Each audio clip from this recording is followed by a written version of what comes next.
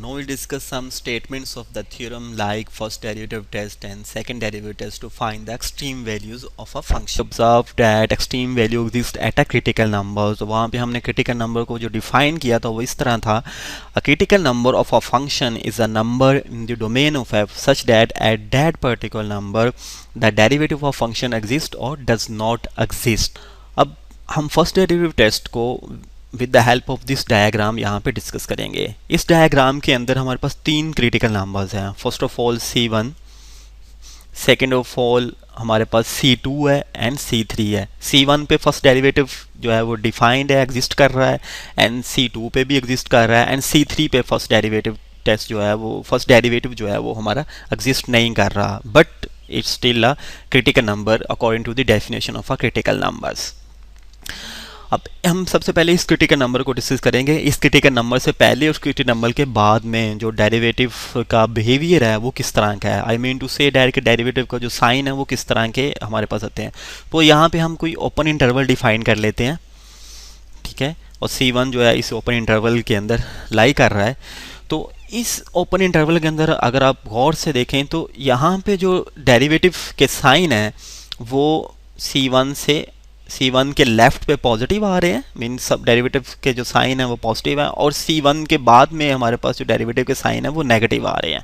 According to the statement of the first derivative test, if f of prime x is greater than 0 on an open interval extending left from C1 and f of prime x is less than 0 on an open interval extending right from C1, then the function has relative maximum value at that critical number. तो यहाँ पे फिर function की relative maximum value exist करेगी. अगर derivative के sign positive से negative तरफ चेंज हो रहे हैं, हाँ, हमारे पास जो उस क्रिटिकल नंबर के ऊपर जो relative maximum value of a function exist करेगी. सिमिलरली हम यहाँ पे एक और ओपन इंटरवल डिफाइन करते हैं, यानी C2 is also critical number. यहाँ पे एक ओपन इंटरवल डिफाइन करते हैं. अगर आप देखें कि C2 से पहले मतलब C2 के लेफ्ट में हमारे पास जो डेरिवेटिव के साइन है, फर्स्ट डेरिवेटिव के जो साइन है वो नेगेटिव है, और C2 के राइट पे हमारे पास जो फर्स्ट डेरिवेटिव टेस्ट का जो साइन है वो भी नेगेटिव है. मीन यहाँ पे जो साइन का पैटर्न है वो चेंज नहीं हो रहा, मीन नेगेटिव से नेगेटिव ही है. तो then in that case according to the statement of the first derivative test हम यहाँ पे अनडिसाइडेड होंगे about the extreme values of a function. अब हम अगेन इसको डिस्कस करते हैं. एक और ओपन इंटरवल हम डिफाइन करते हैं. सपोज ये हमारे पास एक ओपन इंटरवल है. तो अगर हम यहाँ पे देखें तो इस C3 के लेफ्ट में हमारे पास साइन जो है वो नेगेटिव है, और C3 के राइट पे जो हमारे पास साइन है डेरिवेटिव के वो पॉजिटिव आ रहे हैं. तो then in that case according to statement of the first derivative test हमारे पास at that critical number mean C3 के ऊपर हमारे पास एब्सोल्यूट और relative minimum value जो है वो एग्जिस्ट करेगी. If f of prime x is less than 0 on an open interval extending left from C and f of prime x is greater than 0 extending right from C, then at that critical number our function have a relative minimum value.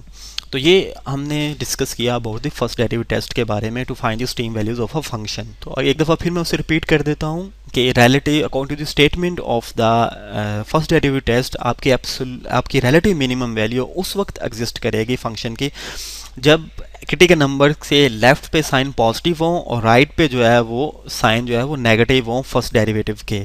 Similarly relative minimum value उस वक्त exist करेगी जब critical number से पहले derivative के sign जो है वो नेगेटिव हो, क्रिटिकल नंबर के बाद जो है वो डेरिवेटिव के साइन जो है पॉजिटिव हो. आप इसकी स्टेटमेंट्स को एक दफ़ा फिर देख सकते हैं.